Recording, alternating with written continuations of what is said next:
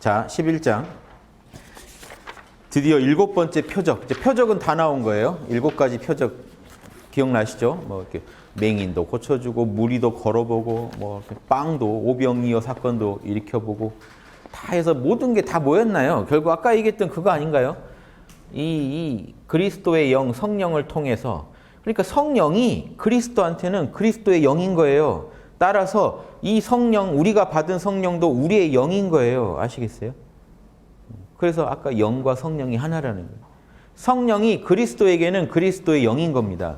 그래서 이 그리스도의 영을 통해 그리스도는 우리에게 빛과 진리를 가르쳐주고, 이쪽으로 한편으로는 영생의 비결을 가르쳐주고, 한편으로는 영원한 생명에 대해서 얘기하고, 한편으로는 진리에 대해서 논합니다. 근데 그 모든 게 핵심이 뭐예요? 성령 받아라. 성령 받아라와 진리와 영생. 요 세 가지가 아까 제가 말한 뭐예요? 성령 받아라, 진리와 영생. 칭의, 성화, 영화의 가르침을 예수님은 온몸으로 전해줬다. 기적이 중요한 게 아니에요. 기적은 일반인들이 오래도록 기억하기 쉽고 강렬한 사건으로 기억하게 도와주려는 상징적인 사건이고, 그 안에 담긴 메시지는 이게 다였어요. 맹인, 장님을 고쳐줬다. 핵심이 뭐였어요? 나는 빛이다예요. 그렇죠? 아픈 사람을 살려줘요. 물을 포도주로 바꿔요. 다 뭡니까? 나는 그대들에게 생명주로 왔다. 계속 이런 식이었거든요. 지금 마지막 나사로의 죽음이라는 7번째 표적도 벌써 지금 죽음 떴어요. 뭐겠습니까? 죽음을 극복할 수 있는 존재다. 그리스도는.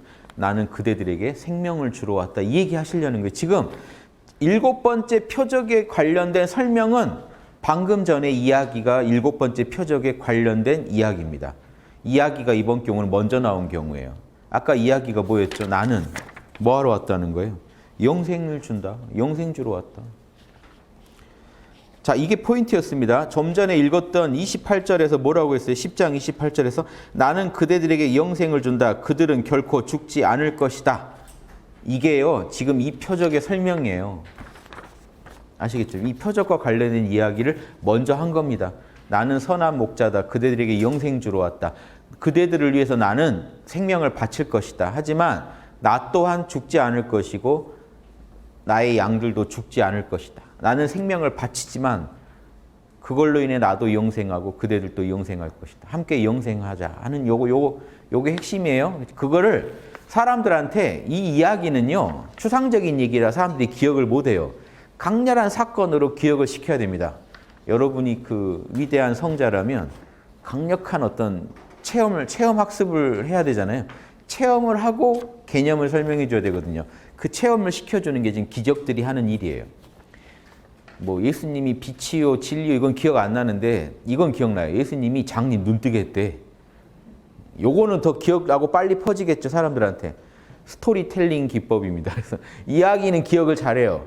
그게 뭔 의미야? 예수님이 빛을 주러 오신 분이래. 이제 거기에 이 이야기가 담겨야 돼요. 마찬가지로 나사로 죽은 거 살린 거 다 아시죠, 여러분? 워낙 유명한 사건이라. 그 죽은 사람 살렸대. 이게 포인트예요. 7번째 표적은 뭘 보여주신 거예요? 죽은 사람 살렸대. 거기에 담긴 의미는 쉽게 이해를 못 하세요. 예수님이 왜 이런 표적을 보여주셨는지 지금 잘 같이 한번 읽어볼게요. 나사로의 죽음이 먼저입니다. 이제 죽었다 또 살리시는데, 그때 어떤 병든 사람이 있었는데 그는 마리아와 자매인 마르다가 살던 베다니 마을 사람 나사로였다. 설명을 좀 묘하게 하죠. 그냥 베다니 마을 사람 나사로였다, 이게 포인트인데 그 여동생들이 있었다는 얘기를 지금 이렇게 한 겁니다. 마리아랑 마르다. 유명한 자매죠. 예수님 이야기에서. 언제 이런 일이 있었죠? 예수님이 막 도담을 집에서 펴시는데 이분 집에 자주 찾아가서 놀았다는 얘기예요. 얘기하는데 마리아는 예수님 옆에서 얘기 듣고 있고 마르다는 일하고 있었어요. 집안일. 그러면서 예수님한테 마르다가 마리아도 좀 일 거두르라고 하시죠. 이렇게. 일 바쁜데. 그러니까 예수님이 마리아가 더 중요한 일하고 있다. 막 이렇게. 들으면 좀 짜증나실 수 있는. 뭐야 쟤들은 하면서 마르다는 막 설거지하고 있는데 저쪽은 도담 나누고 있고, 그러면 좀 그럴 수 있죠. 그 유명한 이 자매는 유명해요. 그래서 예수님 따르던 그 창녀 마리아 있죠. 창녀라는 말은 어디에도 없습니다. 그 남자 교황들이 여자 사도인 마리아가 너무 이렇게 사도급이 되고 이러는 것을 막으려고 창녀라고 더 씌운 거예요. 증거가 없어요. 그러니까 행실에 문제가 있는 여자야라고 자꾸 몰아세운 거예요. 마리아의 권위를 실추시키려고. 증거가 있는 얘기가 아니에요. 그래서 그 마리아는 실제로 지금 예수님의 부인 아니었냐까지 얘기 나오는 존재잖아요. 실제로 남성 사도들 못지않게 끝까지 같이 가고 예수님을 처음 부활했을 때 만난 존재도 누구예요? 마리아예요. 그래서 이런 설이 있어요. 이런 설이 뭔 설이냐면 지금 이 마리아가 그 마리아라는 설이 있어요. 성경에서는 다른 존재처럼 등장하는 두 마리아인데 한 존재라는 설도 있어요. 왜냐하면 어디에도 증거는 없으니까. 근데 지금 분명히 이 마리아와 마리아의 오빠인 나사로는요, 예수님이 정말 아끼고 사랑하던 사람들입니다. 그러니까 우리가 아는 마리아를 이렇게 창녀 마리아라고 고정시켜 놓고 보니까 그 마리아랑 이 마리아가 완전 다른 존재 같은데 그게 후대에 덧입혀진 이야기라는 걸 알고 보면요. 예수님 옆에서 정말 열심히 따르던 그 제자 마리아, 그리고 심지어 집에 앉아서 마리아가 예수님 얘기를 듣고 있는 이 상황도 나온단 말이에요, 성경에. 그럼 이 마리아와 마리아가 그 마리아일 수도 있겠다는 의심이 합리적인 의심이죠. 그런 설이 있어요. 제가 주장한 게 아니고. 오죽하면 마르다가 제 일 좀 하라고 하세요. 왜 예수님 말만 듣고 있어요, 늘. 이 정도로 열심히 따랐던 마리아가 집 밖에 나가면 전혀 안 따르고 다른 데서 등장도 안 했을까요? 그러면 다른 데 등장하는 마리아를 우리가 규정하고 보는 거죠. 저 마리아는 이 마리아 아닐 것이다. 그래서 이런 설도 있습니다. 그러니까 지금 이 마리아 마르다 자매가요, 보통 예수님하고 인연 있는 사람들이 아니에요. 나사로까지.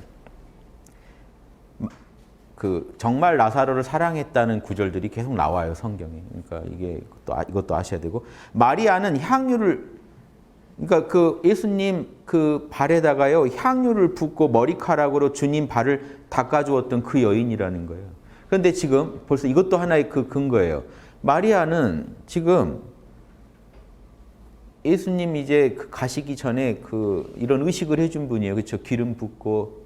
그런데 다른 구절에서 죄 많은 여인이 와가지고 예수님 발에 향유 붓고 해줬다고 돼 있어요.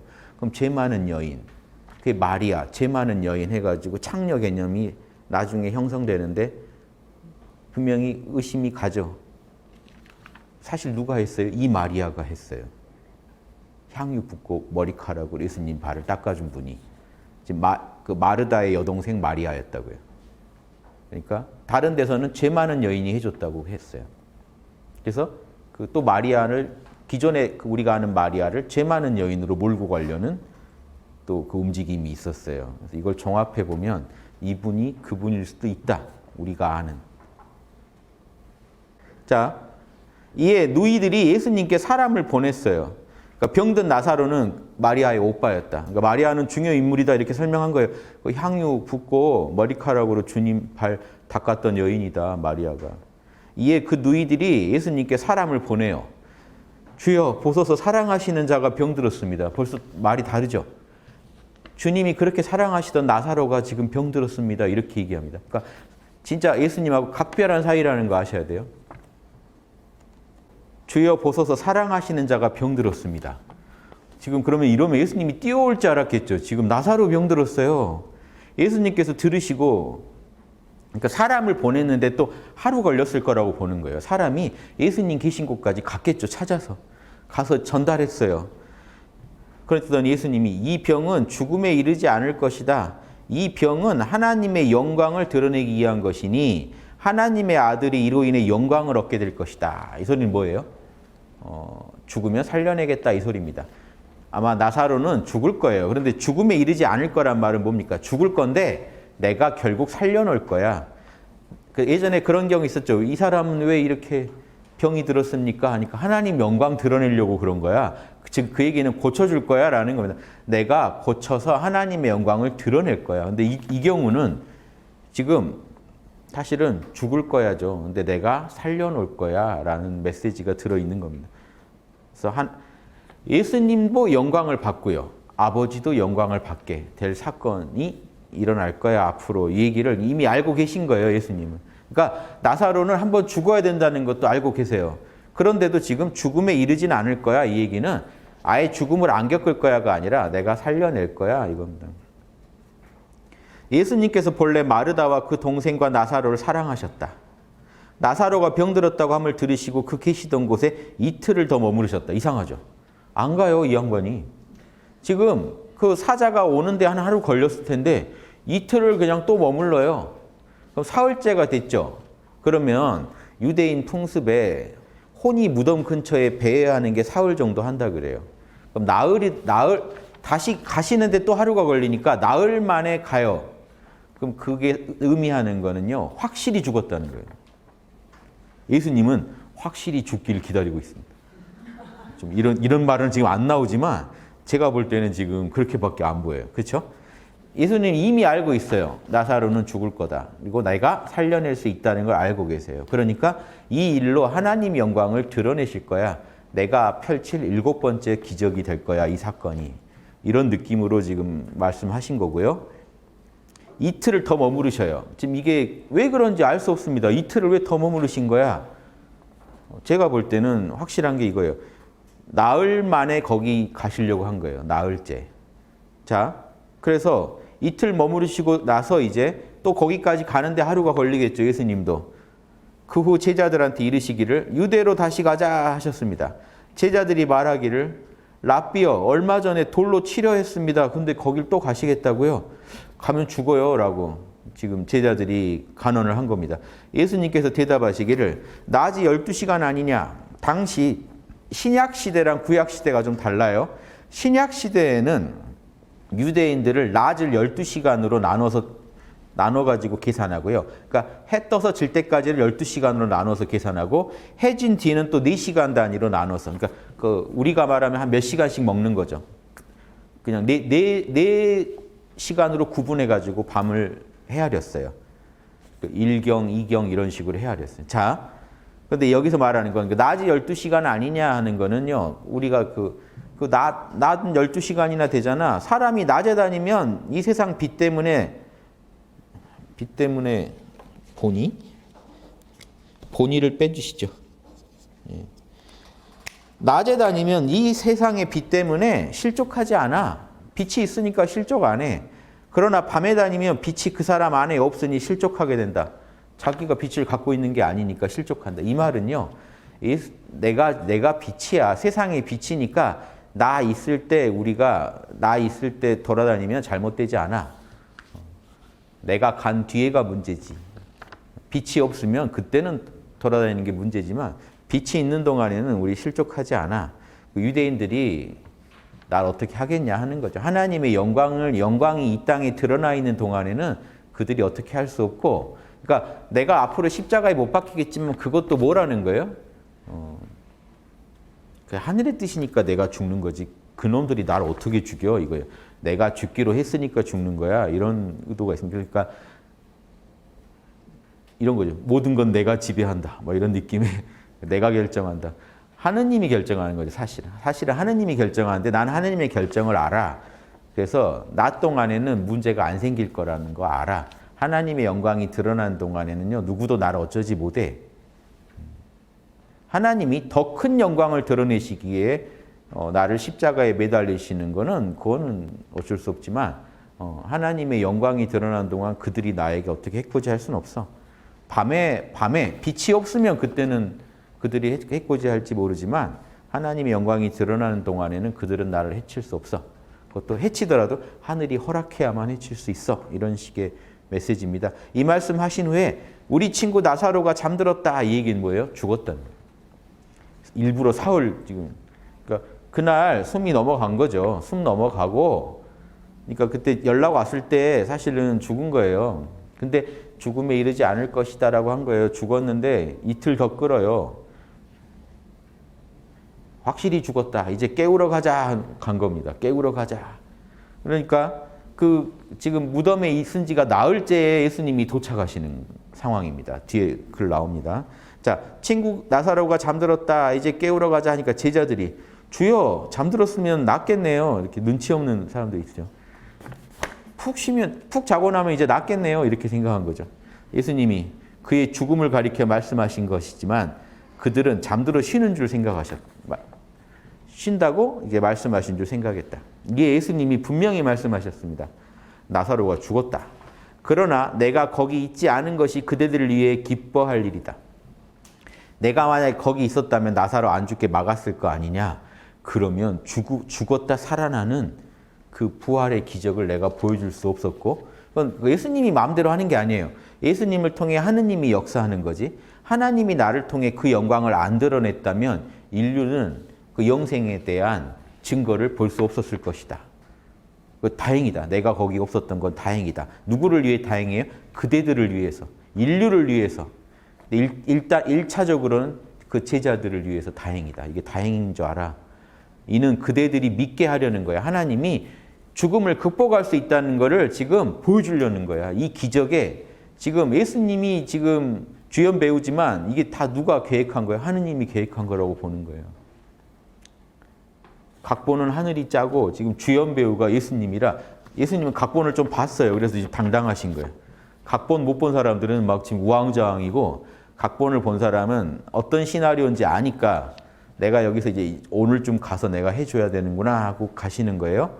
이때 그대들이 믿게 하려는 거야. 자, 이제 그에게 가자라고 하니까 디두모, 쌍둥이란 뜻입니다. 디두모라고 불리는 도마가, 그래서 도마복음이요, 의미가 있는 게 도마복음 시작할 때 디두모라고 이름을 밝히고 시작해요. 그러니까 뭐냐면 쌍둥이 도마가 썼다라는 게 도마복음에 되게 상징적인 의미가 큽니다. 예수님하고 쌍둥이라는 뜻으로 그때는 쓰는 거예요. 그래서 예수님과 쌍둥이라는 건 우리도 예수님처럼 될 수 있다는 것을 전제하고 도마복음을 시작합니다. 그때 딱 그 한마디로 딱 시작해요. 쌍둥이 도마가 하면서 시작하는 게 그게 의미가 큽니다. 너희도 예수님과 쌍둥이야. 너희도 똑같이 될 수 있어. 라는 메시지를 주는 그 단어로 쓰여요. 이게 나중에 도마복음에서는. 여기서는 그냥 이제 쌍둥이라는 의미다라고 굳이 밝혀놔요. 디두모라고 불리는 도마가 다른 제자에게 말합니다. 우리도 주와 함께 죽으러 가자. 이 말이 뭔 말이지 처음에 저도 했지만 간단하죠 지금. 가면 돌 맞아 죽을 텐데 가자. 뭐 있냐 하고 그런 얘기 하잖아요. 뭐 사람이 한 번 죽지 뭐 가자 뭐 이렇게 죽으러 가자 하고 가는 겁니다. 나는 부활이요 생명이다. 보시죠. 17절. 예수님께서 와서 보시니 나사로가 무덤에 있은 지 며칠이에요? 나흘째다. 예수님이 다 기획한 겁니다. 기다리신 겁니다. 나흘째에 도착하시려고 예수님이 머리 쓰신 거예요. 일부러 이틀 더 머물다가 오신 거예요. 왜? 밑에 각주 보세요. 예수님이 거기 계셨다면 죽음에 이르기 전에 치유하셨을 것이고 부활의 표적을 보여 하나님 영광을 드러낼 수 없었겠죠. 사람들도 부활을 확고히 믿을 수 없게 됐을 것입니다. 그래서 예수님은 제자들을 위해서 이건 기뻐할 일이야. 그대들을 위해 기뻐할 일이야. 사실은 인류를 위해 기뻐할 일이야 라고 하신 거고요. 방금 지금 나흘 만에 도착한 거는요. 보시면 유대인들은 영혼이 사흘간 무덤 근처에 머무른다고 믿어요. 그러니까 나흘째다는 건 확실히 죽었다는 것을 나타내요. 만약에 여러분 사흘째 가서 예수님이 살려내면 유대인은 뭐라고 하겠어요? 덜 죽었었네 이렇게. 무덤 옆에 영혼이 배회하다가 다시 들어왔나 보네. 그러면 사람들이 죽음에서의 부활에 대해서 선명하게 이렇게 기억하지 못하겠죠. 그러니까 예수님은 확실히 죽었다라고 보여야 돼요. 유대인들이 확실히 죽은 사람을 살렸네라고 보여야 되니까 나흘째에 도착했다는 겁니다. 예수님은 모든 사람이 나사로가 확실히 죽었음을 알기를 원하셨다. 그래야만 사람들이 확실히 믿게 되어 부활의 표적이 영광을 얻을 수 있을 테니 말이다. 이렇게 이해하시는 게 제일 합당한 해석이라고 저는 봤습니다. 뭐 다른 의견이 있으실 수 있지만 일부러 나흘까지 시간을 끄셨다라고 우리가 봐야 됩니다. 베다니는 예루살렘에서 가깝기가 한 5리쯤 되는 곳인데 많은 유대인이 마르다와 마리아에게 그 오빠의 일을 이문하러 왔었다. 이제 죽고 벌써 3일 된 거잖아요. 마르다는 예수님께서 오신다는 말을 듣고 나가서 맞이하되 마리아는 집에 앉아 있었다. 자, 마르다가 예수님께 이르기를 주님께서 여기 계셨다면 제 오빠가 죽지 않았을 것입니다. 말에 막 뭔가 이렇게 좀 한이 서려 있었을 것 같지 않을까요? 그러나 이제라도 오셨으니 주님께서 무엇이든지 하나님께 구하시면 하나님께서 주실 줄 압니다. 살려주세요 이거죠. 예수님이 기도하면 살아날 수 있습니다. 이제 예수님께서 이르시길 내 오빠가 다시 살아날 것이다 라고 하셨다. 자, 마르다가 이르기를 마지막 날 부활의 때에는 다시 살아날 줄 제가 압니다. 자, 되게 중요한 얘기가 지금 시작돼요. 자, 집중해 주세요. 이 얘기가 지금 되게 포인트입니다. 요한복음에서도 중요한 부분이에요. 이 부분이. 지금 7번째 이 표적이 상당히 의미 있는, 상당히 중요한 얘기를 지금 다루고 있는 표적이에요. 보세요. 이 말을 그 전에 마르다가 뭐라고 하죠? 마지막 날 부활의 때에는 다시 살아날 줄 제가 압니다. 자, 일단 죽음을 겪은 존재가 다시 부활하려면 유대인들은 어떻게 생각하고 있었다는 거예요? 당시에 사람이 죽으면요 다시 부활하려면 언제요? 심판의 날에만 부활할 수 있다고 믿고 있는 겁니다. 지금 심판의 날에만 부활할 수 있어요. 그게 마지막 날이라고 그래요. 마지막 날. 이때 이건 예수님이 재림할 때죠. 재림. 인자가 재림해가지고 그 요한계시록 상황이 펼쳐질 때, 그때 심판의 날에 이제 양과 염소를 갈라가지고 한쪽은 천국으로, 부활의 날 한쪽은 천국 가서 영생 얻고 한쪽은 지옥 가서 유황불에 떨어져서 영벌을 받는 대심판의 날, 그날 죽은 사람이 일제히 부활해요. 이때는 그 선인 악인도 다 부활해요. 부활했다가 어디로 가요? 부활했다가 지옥 코스가 있고 부활해서 천국 코스가 있습니다. 그날 부활하겠죠. 그러니까 마르다가 이미 죽었잖아요. 그러니까 사실은 주님이 기도해 주시면 하느님이 들어줄 줄 믿습니다라고 하면서도 지금 살아날 걸 기대한 건 아니에요. 마르다는. 내가 살려줄게 바로 얘기했는데도 옆에서 다행입니다 해야 되는데 마지막 날을 살아나겠죠. 뭔 얘기인지 아시겠죠? 마르다는 당연히 지금 죽었으면 사람은 마지막 날 부활하는 게 유대인들한테는 당연한 얘기였습니다. 그래서 그날 살아나서 천국 가겠죠. 예수님이 기도해 주시면 그때 부활해서 천국은 가겠죠. 이런 얘기입니다. 그러니까 예수님이 뭐라고요? 나는 부활이요 생명이니. 또 한번 강렬하게 나는 시리즈 한번 치십니다. 이게 5번째 선언이에요. 나는 부활이고 생명이니. 영생 주러 왔다 하셨잖아요. 나는 영생의 권한을 갖고 있는 사람이다. 이 소리예요. 나는 부활이요 생명이니 나를 믿는 자는 죽어도 죽지 않고 살 것이다. 자, 보세요. 7번, 각주 7번. 초림 때, 예수님이 처음 오셨을 때, 예수님이 초림 때 추수를 합니다. 이때도 한번 천국에 갈 사람들을 알곡을 걸러내자 하고 제자들한테 그 추수꾼으로서 일할 걸 당부하죠. 이때 칭의 성화를 얻어서 천국의 영주권, 시민권을 얻은 자들은 영생의 보증을 얻겠죠. 그러니까 보세요. 나는 부활이고 생명이니 나를 믿는 자는, 이 부분입니다. 나를 믿는 자는 죽어도 죽지 않고 살 것이다. 자, 예수님이 이걸 얘기해요. 나를 믿는 자는 죽음을 경험했더라도 죽지 않고 나중에 부활의 날에 분명히 살 것이다. 네 말이 맞다. 첫째, 나를 믿는 자는 지금 죽더라도 심판의 날 때 반드시 천국 영생을 얻어 갈 것이다. 그 얘기는 지금 초림 때 나를 믿었다는 게 뭐냐면 초림 때 1차 추수에 나름 선발이 돼서 칭의, 성령도 받고 성화, 나름의 하나님의 진리에 따르는 삶도 산다. 나를 믿고 성령 안에서 진리에 따라 산 사람들은 비록 영생은 못 얻어서 죽음을 경험할지라도 나중에 부활의 날에 반드시 살려서 천국에서 영생하게 내가 해주겠다.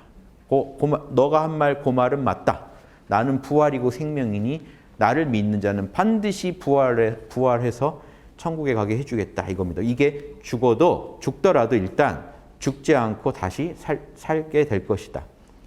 또한 두 번째 코스를 얘기합니다. 또한 살아서 나를 믿는 자는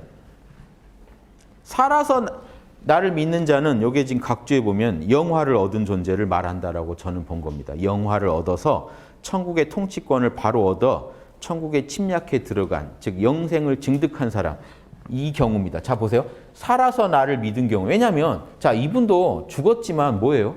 살아서 믿은 거 아닙니까? 살아서 예수님을 믿었는데, 살아서 예수님을 믿고 따랐는데 죽었어요. 그 얘기는 뭐냐? 칭의 성화까지, 이 중에 뭐 어디까지인지 모르지만 칭의 성화까지는 얻었는지 몰라도 영화를 못 얻은 존재는 죽음을 체험하겠지만 마지막 날에 내가 영화를 얻게 해줄게. 이 이야기 하나랑, 또한 살아서 나를 믿은 자는, 그럼 이분도 사실 살아서 믿었지 죽은 뒤에 믿은 건 아니잖아요. 근데 이분은 뭐냐면 살아서 이미 믿어서 영생까지 얻어버린 자는 죽음을 영원히 맛보지 않을 거다. 이 사람은 아예 안 죽어. 이 소리입니다. 안 죽게 될 거야. 자 보세요. 지금 이 살아서 날 믿은 자는 영원히 죽음을 맛보지 않을 거야. 이게 왜 영생을 이미 부활해버린, 살아서 부활해버린 존재냐면요. 보세요. 밑에 각주에 누가복음 20장 34절 36절 보실래요? 이 세상의 자녀들은 장가가고 시집가고 하되 저 세상과 죽은 자 가운데서 부활의 자격을 얻은 자들은 장가가고 시집가는 일이 없다. 그들은 다시는 죽음을 경험할 수도 없으니 이는 천사와 같아진 부활의 자녀, 영적인 몸인 부활체를 얻었다는 겁니다. 하나님 자녀이기 때문이다. 지금 이 경우는 아니에요. 이 경우는요. 이 경우를 설명한 겁니다. 나중에 죽은 뒤에 부활한 존재들은요. 다시는 죽음을 체험하지 않는 영생을 얻게 된다라고 얘기했어요. 부활체를 얻게 된다. 근데 지금 이 경우는 아닌데 왜 여기 제가 이제 밑에다 넣어놨냐면, 살아서 만약에 영생을 얻어도 똑같이 영원히 죽음을 맛보지 않는데요. 이 얘기 아시겠어요? 그러니까 나중에 부활된 뒤에 원래 얻기로 돼 있는 이거를 예수님은 지금 살아서도 얻을 수 있다는 얘기를 하고 계신 거예요. 이해되시죠? 그러니까 원래 유대인들은 심판의 날의 부활만 알고 있어요. 예수님도 그걸 인정해요. 심판의 날에 만약에 부활하면 그때부터는 다시는 죽음을 체험하지 않아 라고 했는데, 이 부분 얘기는 그러니까 당연한 얘기인데 갑자기 또한 하면서 이상한 얘기를 하나 꺼내신 거예요. 살아서 나를 믿는 자는 아예 영원히 죽음을 맛보지 않을 수 있어. 이 얘기는 이상한 얘기인 거예요. 이 이상한 얘기를 하려고 나사로의 표적이 등장한 겁니다. 이해되신가요? 그러니까 뭔가 좀 차이는 있다는 거 아시겠죠? 예. 예수님은 좀 두 가지 말씀을 하십니다. 죽음을 경험한 이후에 재림 때 다시 부활하게 될 거야. 그런데 지금 이 얘기를 하고 싶은 거예요. 예수님은 살아서 영생할 수 있어 라는 요게 저는 포인트라고 봤어요. 더 중요한 얘기다. 그래서 이 마르다가 이르기를 주여 그럽니다. 주께서는 세상에 오신 그리스도 하나님 아들이심을 제가 믿습니다. 주님은 하실 수 있을 겁니다. 예수님은 그렇게 하실 수 있을 겁니다. 자, 그러니까 예수님이 이 말씀을 마치고 돌아서서 가만히 동생 마리아를 불러 말하기를 선생님이 오셔서 널 부르신다 하니까 마리아가 이 말을 듣고 급히 일어나 예수님께 갔다. 예수님은 아직 마을로 들어오지 않으시고 마르다가 마중 나왔던 그 자리에 그냥 가만히 계셨다. 기다리신 거죠. 그래서 집에서 마리아 이루하던 유대인들은 마리아가 급히 나가니까 무덤에 가서 울라고 가나 보다 하고 따라간 거예요. 가니까 이제 마리아가 예수님 계신 곳 가가지고 그 발 앞에 엎드려가지고 주님께서 여기 계셨다면 제 오빠가 죽지 않았을 것입니다 라고 하니, 예수님께서는 마리아가 우는 것과 또 함께 온 유대인들이 우는 걸 보시고 드문 구절이에요. 여러분 성경에서 심령으로 비통하게 여기시고 불쌍하게 여기시면서, 여기 뒤에 보면 35절에 보면 눈물도 흘리셔요. 우셔요. 좀 이상하죠. 아무튼 앞에서는 막 가자 막 이러고 오셔가지고 또 딱 현장에서 또 이렇게 이 비통해하는 그 사람들을 보니까 또 마음이 아프셔가지고 우시는 장면. 이르시기를 나사로를 어디에 두었는가라고 하시니까 그들이 주여 와서 보십시오라고 하니까 주님께서 눈물을 흘리시고 계셨다. 그러니까 얼마나 이렇게 또 어떤 인간적 감정에 또 이렇게 공명하십니다. 그러니까 이에 유대인들이 말하기를 보라 저분이 그를 어떻게 사랑하였는가. 예수님이 나사로를 얼마나 사랑하셨냐 이렇게 사람들이 옆에서 되게 유명했나 봐요. 이 나사로 사랑한 게 동네방네 다 소문난 저렇게 사랑하셨고 그러니까 보통 사이가 아니라는 거예요. 나사로를 아주 아끼던 사람이라는 걸 아니까 아 정말 저렇게까지 사랑하셨구나라고 마을 사람들이 얘기하더라 이겁니다. 그 중에 어떤 이는 말하기를 맹인의 눈을 뜨게 한 사람이 나사로는 죽지 않게 할 수 없었단 말인가 꼭 이런 사람이 있어요. 그래서 뭐 장님 눈도 뜨게 하더만 나사로는 못 살리나 보지? 뭐 이런 식의 얘기를 하였다. 예수님께서 다시 속으로 통분을 여기시면서 정말 안타깝게 여기시면서 무덤에 가셨다. 그곳은 굴인데 무덤이 굴인데요. 입구를 돌로 막아 놓았다. 예수님께서 이르시기를 돌을 치워라 하시니 나사로의 여동생 마르다가 이르기를 주여 죽은 지가 나흘이 되어 이제 냄새까지 납니다. 벌써 이제 썩어가기 시작한 거죠. 냄새까지 납니다. 라고 하였다. 예수님께서 이르시기를 그대가 믿으면 하나님의 영광을 볼 것이라고 하지. 뭐죠? 잠깐만요. 저 하지를 빼셔야 됩니다. 자, 그대가 믿으면 하나님의 영광을 볼 것이라고 내가 말하지 않았냐? 그대들이 안 믿어서 그렇지 진실로 하나님을 믿으면 하나님의 영광을 분명히 볼 거라고 내가 말하지 않았느냐라고 하셨다. 자, 돌을 옆으로 치우니 예수님께서 하늘을 우러러보시고 이르시기를 이 부분도 되게 흥미롭습니다. 보세요. 예수님께서 하늘을 우러러보시고는 아버지여 제 말을 들으시는 것 감사합니다. 말이 좀 우리말 번역이 좀 매끄럽지 않은데요. 아버지여 제 말씀을 들으시는 것이 감사합니다. 이 얘기는요. 하나님은요. 예수님이 사실은 말하기 전에 그 생각을 다 알고 계시잖아요. 그 얘기예요. 여기서 말이 꼭 육성의 말이 아닙니다. 이 예수님 속말까지 포함한 거예요.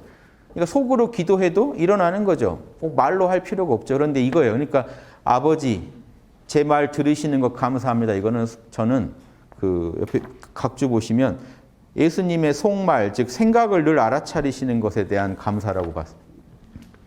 속으로 기도만 해도 늘 들으시는 줄 압니다. 이거 제 말 늘 들으시는 줄 압니다. 그러니까 꼭 입으로 한 말이 아닙니다. 제 말 잘 들으시는 줄 알고 늘 감사드립니다. 하나님 제가 뭔 말 하려는지도 다 알고 계시죠? 라는 거예요. 다 늘 제 말 듣고 계시죠? 감사합니다. 제 말을 항상 들으시는 줄 제가 압니다. 예수님의 그 속마음 속말을 늘 듣고 계신 거 압니다.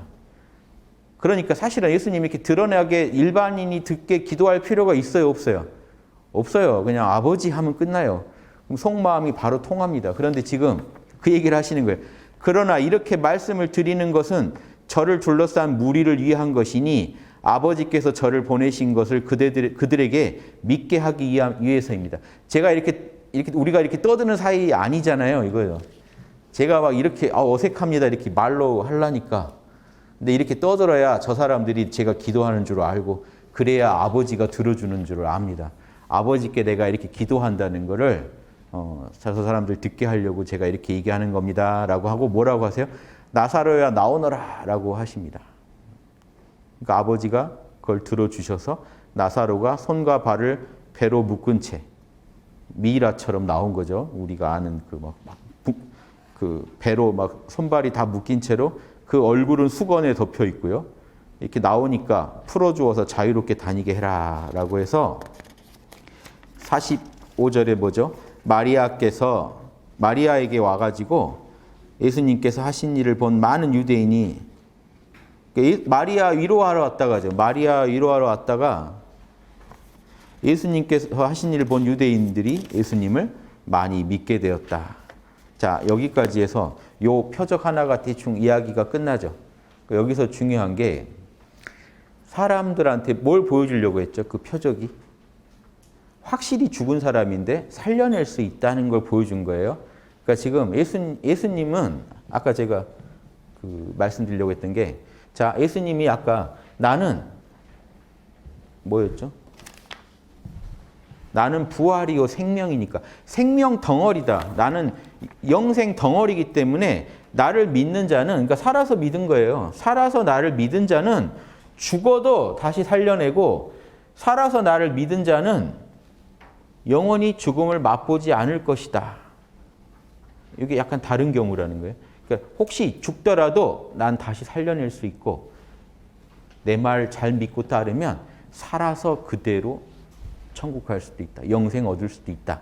이게 유대인들의 고정관념을 지금 깨는 소리입니다. 나는 부활이요 생명이라는 게 유대인들한테 되게 지금 충격적인 얘기예요. 죽은 뒤에 부활, 나중에 심판의 날에 부활하는 건 다 알고 있는데, 그때 인자가 메시아가 내려오는 것도 알고 있는데, 지금은 심판의 날이 아니잖아요. 심판의 날이 아닌데 예수님이 나는 사람 살릴 수 있어. 근데 그 전에 예전에 엘리사 같은 분도 막 사람 살리고 했단 말이에요. 죽은 사람 살리고. 엘리야, 엘리사 같은 신통 있는 그 사람들도 있었어요. 예언자들도 사람 살리는 그런 신통을 부리는 사람들도 있었는데, 예수님이 사실 특이한 건 아닌데, 예수님은 그러니까 어떻게 보면은 구약에서도 있었던 사건인데 나사로 살리는 사건에 엄청난 의미를 부여하고 있는 게 다른 거예요. 어떤 의미를 부여하냐? 기존의 구약에서는 그냥 신통한 일로 지나갔던 일인 거를 예수님은 지금 죽은 나사로를 살리면서 사람들한테 무슨 기적을 보여주려고 했냐면, 진짜 죽은 사람을 살릴 수 있는 생명의 권한을 예수님이 갖고 있다라고 믿기를 바랬던 거예요. 그럼 진짜 저 사람 하나님의 아들 맞네. 저 사람을 통해 하나님이 역사하는 게 맞네. 저 사람은 우리한테 영생을 줄 수 있는 사람 맞네. 생명을 줄 수 있는 사람 맞네. 이런 거를, 사실 나사로가 살았다고 해서 다시 죽었겠죠. 영생을 준 건 아니에요. 지금 나사로한테 영생을 준 건 아니에요. 이해되시죠? 육체적 생명을 좀 더 연장해 준 것 뿐이지만 분명히 죽은 사람을 살렸단 말이에요. 예수님은. 나중에 베드로도 막 죽은 사람 살리고 다닙니다. 그러니까 예수님만 하는 일이야가는 아닌데, 지금 이 예수님이 이 표적을 한 이유는, 예수님은 분명히 예수님 이후 제자들이 한 건 다 예수님이 힘으로 한 거니까, 예수님은 인류에게 영생을 주러 왔다라는 것을 각인시키려고 보여준 기적입니다. 그래서 예수님은 이제 사람들이 이것만 기억하겠죠. 죽은 사람도 살려. 그러면 죽은 사람 살릴 수 있는 그 권한을 하느님으로부터 받은 사람이네. 사람 살릴 수 있나 보네, 죽은 사람도. 요거는 거친 거예요. 거친 상징이에요. 근데 그 안에 들어있는 깊은 심오한 메시지는 뭐예요? 그러니까 지금 드러난 거친 상징하고 좀 수준 차가 많이 나요. 담겨있는 메시지는, 그때도 그랬잖아요. 그냥 장인 눈 뜨게 한 거는 육체적인 눈을 뜨게 해준 건데, 그걸 가지고 무슨 가르침을 폈죠? 나는 너희들한테 빛을 주러 왔다. 그럼 그 빛은요, 물질의 빛도 아니에요. 영적인 빛을 주러 온 거죠.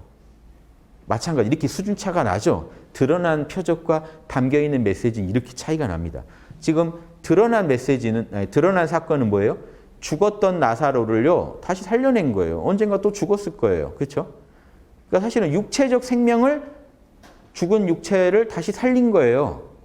그런데 예수님은 이걸 통해서 사람들한테 뭘 보여주려고 했냐면, 예수님은 진짜로 생명에 대해서 권한을 갖고 있는 사람이라는 걸 보여준 거고, 하나님은 우리를 안 죽게도 할 수 있는 분이구나 하는 그 메시지를 1차적으로 준 거고요. 더 깊은 심오한 메시지는 뭐예요? 예수님이 직접 얘기하시잖아요. 나를 믿고 따르는 자는 죽었더라도 다시 부활시킬 수 있고, 또한 살아서 제대로 믿은 자는, 영생까지 얻은 자는 아예 안 죽을 수도 있다. 나는 그런 권한을 갖고 있는 존재니까 부활의 날 기다리지 말고 뭐 하라는 거예요? 부활의 날 기다리지 말고 지금 살아서 영생을 얻어버려라는 얘기를 하고 싶은 거예요. 그래서 지금 제가 아까 나사로의 비유, 나사로의 이 기적과 요 말씀을 바로 이렇게 매치시키려고 하다가 좀 더 뭔가 중간고리를 좀 만들어 볼까 했는데, 그냥 이렇게 얘기 드리는 게 맞을 것 같아요. 어떠세요? 느낌 좀 오세요? 약간 좀 생각을 하셔야 됩니다. 이게 바로바로 쉽게 연결되는 게 아니에요. 이게 쉬운 얘기가 아니에요. 나사로는 분명히 육체적으로 죽었다, 육체적으로 살아난 거예요. 영생을 얻은 게 아니에요. 그걸 통해 하나님은 죽은 사람도 살릴 수 있다는 걸 보여준 거고, 이게 하나님의 영광. 하나님의 아들인 예수도 그 권한을 물려받아서 갖고 있다는 걸 보여준 겁니다. 그래서 예수님은 이 땅에 많은 사람들을 영생 얻게 해주려고 온 존재다라는 것을 믿게 하고 싶은 거고, 그래서 분명히 메시지를 준 거예요. 나를 믿고 따르는 자는 죽은 뒤에도 부활할 수밖에 없고, 살아서 믿은 자는 아예 안 죽을 수도 있다. 즉 심판의 날을 기다리지 말고 여기서 바로 추수해가지고 그냥 알곡들은 바로 천국으로 침략해 들어갈 수 있는 길을 나는 열러 왔다 이겁니다. 사실은 지금 영생 바로 주러 왔다지 나중에 날에 꼭 나중에 날 기다려서 부활시켜 주겠다 이게 아닌 거예요. 이거는 당연한 거예요. 죽은 뒤에 심판의 날에 부활시켜 주겠다는 건 재림 때의 약속입니다. 내가 재림 때 그렇게 해줄게. 그건 당연히 그건 예수님의 기본이에요. 유대인들이 믿고 기다리던 것도 예수님은 당연히 해주겠다고 한 거예요. 그걸 거부하지 않았어요. 심판의 날에 내가 부활시켜 주러 또 올 거야. 그런데 지금 초림 때 내가 왔을 때 바로 영생 얻을 수도 있는 거야 라는 거를 보여주려고 나사로를 죽은 나사로 살리는 기적을 보여준 겁니다. 어떠세요? 느낌 좀 오세요? 어렵죠? 쉬운 얘기는 아닙니다. 쉬운 얘기는 아닌데 제 얘기 듣고 곰곰이 따져보시면 이해되실 거예요. 그러니까 나는 영생, 부활이고 생명이야. 죽은 사람도 살릴 수 있으니까 부활이고 죽은 사람 살릴 수 있고 영생을 주러 온 사람이야. 지금 나를 믿고 따르면 바로 영생에 들어갈 수 있어. 나는 부활이고 생명이니까. 나를 믿고 따른다는 게 포인트야 이거예요. 심판의 날을 기다리는 게 포인트가 아니고 나를 지금 믿고 따르면 살아서 바로 부활체를 얻어서 영적인 육체가 부활해가지고 바로 천국 갈 수 있어. 지금 보여준 건 육체의 부활이지만 예수님이 말씀하신 부활은 육체의 부활이 아닙니다. 아까 얘기했죠. 천국 가면 시집 가고 장가 가고 뭐 그러는 게 아니다. 천국 가면 천사와 같아진 부활의 자녀가 된다. 천사와 같아진 얘기는 천사와 같은 몸을 얻게 된다는 거예요. 즉 부활체를 얻은 인간이 아닌 그런 차원의 존재로 우리가 아는 혈육의 존재가 아니라 진짜 피와 살을 지닌 존재가 아니라 영적인 몸을 지닌 존재로 변한다. 그 부활을 얘기하고 싶은 거죠. 그래서 죽더라도 그 부활체를 얻어서 천국 갈 수 있게 해줄 거고 살아서 바로 부활체를 얻어가지고 죽음을 겪지 않고 바로 그냥 천국으로 갈 수 있게도 나는 해줄 수 있다. 그래서 나사로 살린 거는 아주 저차원적인 표적이고 거기에 담긴 의미는 우리로 하여금 영생의 몸을, 영생의 부활체를 나는 바로 얻게 해주려고 온 사람이다라는 게 포인트입니다. 그래서 나를 믿고 따르면, 내 말을 믿고 따르면 주여 주여 하고 있으라는 게 아니라 내 말대로 성령을 받고 성령 안에서 진리와 빛과 진리니까 예수님이 빛과 진리를 받아서 예수님한테서 받아서 그대로 진리대로 살고 예수님이 주신 피와 살을 먹고 성령의 에너지에 충만하게 되면 살아서 그대로 천국 갈 수 있다. 이 얘기를 예수님은 하고 계시다. 그래서 나는 그런 그 생명의 권한을 갖고 있는 사람이라는 걸 보여주는 표적이 나사로의 그 어떤 죽음의 사건입니다. 좀 헷갈리실 수도 있고 어려우실 수 있는데 뭐 별다른 건 아니고 그냥 살아서 바로 영생하라는 메시지를 얘기하고 계시다. 죽은 뒤에 살려내는 건 당연히 해줄 수 있는 거고 살아서 바로 영생해라. 근데 나사로 사건은 일단 나사로 죽지 않았나요? 라고 의문을 가지실 수 있는데 어차피 죽었다 다시 살아난 것도 육체의 몸일 뿐입니다. 나사로는. 그게 포인트가 아니에요. 죽었다 살아나지 않았나요가 포인트가 아니고 죽은 사람을 확실히 살려내지 않았냐 내가? 그러면 나는 생명에 대한 권한을 갖고 있는 사람입니다. 그러니까 내 말만 지금 듣고 따르면 살아서 바로 영생 얻을 수 있다. 요게 포인트입니다. 예, 여기까지 마치겠습니다.